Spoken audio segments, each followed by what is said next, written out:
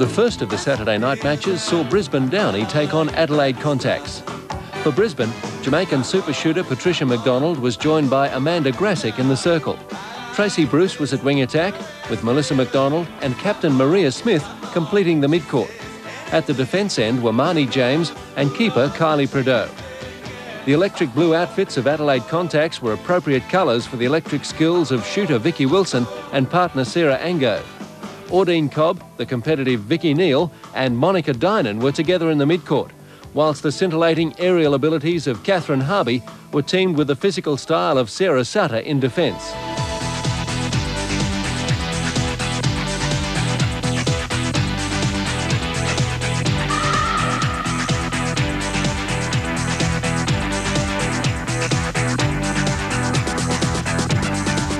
Contax clearly had the better of the opening minutes, with Vicky Wilson playing before what used to be her home crowd, creating havoc with her handling and shooting prowess. Halfway through the quarter, Brisbane staged something of a fight back, but 3 missed shots by Cricket McDonald in the dying moments allowed Contax to lead by 8 at the break. A 5-goal burst early in the second quarter brought Brisbane within range of their opponents. However, Adelaide settled to take their lead to 12 at half-time. Injury stoppages interrupted the flow of the match during the third quarter, the more physical nature of the period suiting Brisbane, who took it by a goal. Trailing by 11 going into the final stanza, Brisbane hassled the difference back to 7 with 10 minutes left on the clock. Prideaux and James had lifted their effort to keep Wilson quieter than normal. The experience and cohesion of Contax enabled them to hold off Brisbane's surge for victory though, and the visitors took the match by 11 goals.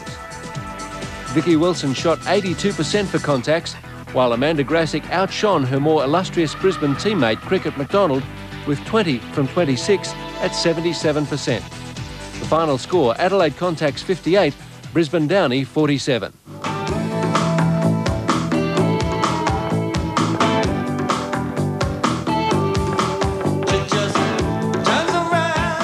Last year's Super League champions Adelaide Garville then took to the court against the youthful side from the Australian Institute of Sport. For Garville, Natalie Avellino was joined in the circle by Michelle Kelso, who had replaced the injured Jennifer Borlase. Sheridan Abbott, Danny Grant and Josie Pearce shared the mid-court duties, whilst Australian captain Michelle Filkey and Super League debutante Karen Jemson were the defenders.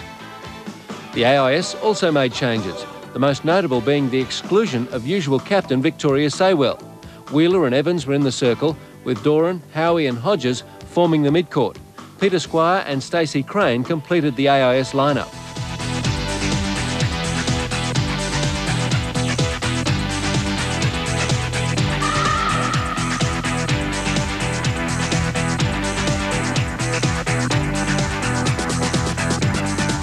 Despite the changes to their normal side at both ends of the court, Garville dominated the first 15 minutes.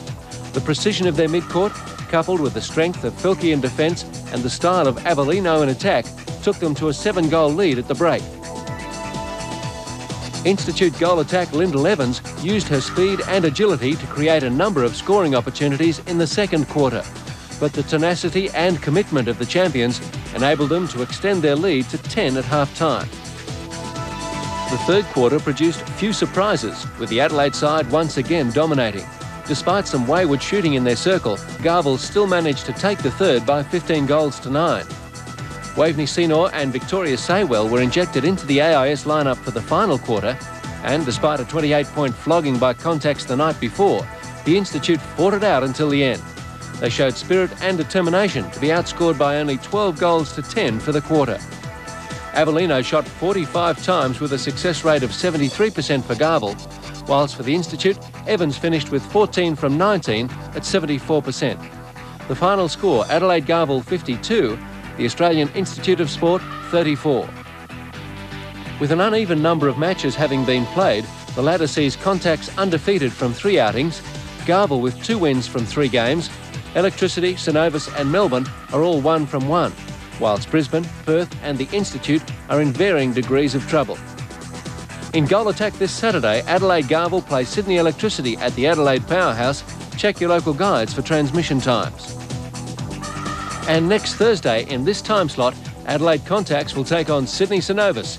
So, some great netball coming up on ABC TV Sport. Hope you can join us on Saturday afternoon when Sydney Electricity will certainly be looking for the get square against Garville, who beat them in last year's Super League final.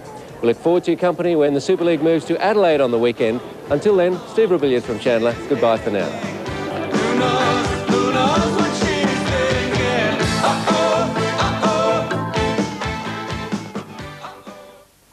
It's one of the great conflicts.